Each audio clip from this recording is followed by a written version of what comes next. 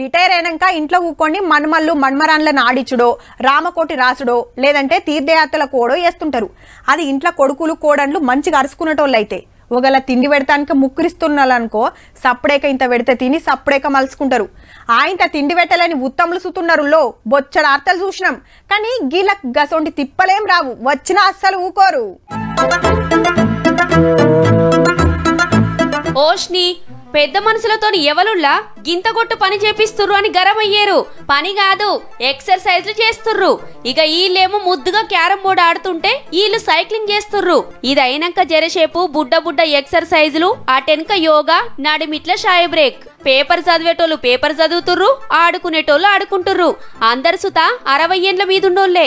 ఖమ్మం జిల్లాల senior citizens organisation సభ్యులు ఇల్లంతా దినం ఈ ఆఫీస్ కాడికి వచ్చి ఆటపాటలతో ఎంజాయ్ చేసి ఇంటి తొవ్వ పడతారు. వయోవృద్ధులందరూ కూడా ఇక్కడికి వచ్చి చక్కగా ఆటలు పాటలు చక్కటి కార్యక్రమాలతోటి నడుస్తూ ఉంటుంది. పొద్దుగాల పొద్దుమీకొస్తారు. సాధక బాధకాలు ఏమన్నా ఉంటే మాట్లాడుకుంటారట. ఉదయం పూట 11 గంటల నుంచి 1 గంట వరకు, అట్లాగే 4 గంటల నుంచి 8 గంటల వరకు. అట్లని టైం పాస్ కి పెట్టింది కాదుల్లో. వయసు మీద వడ్డోలను కొడుకులు కోడన్లు బిడ్డలు ఆస్తులు రాసియమని పింఛన్ డబ్బులు ఇయ్యాలని తిప్పల పెట్టిర్రనుకో ఈడికొస్తే అయిపోయి కడుమ కథ అంతా ఈళ్ళే నడిపిస్తారట.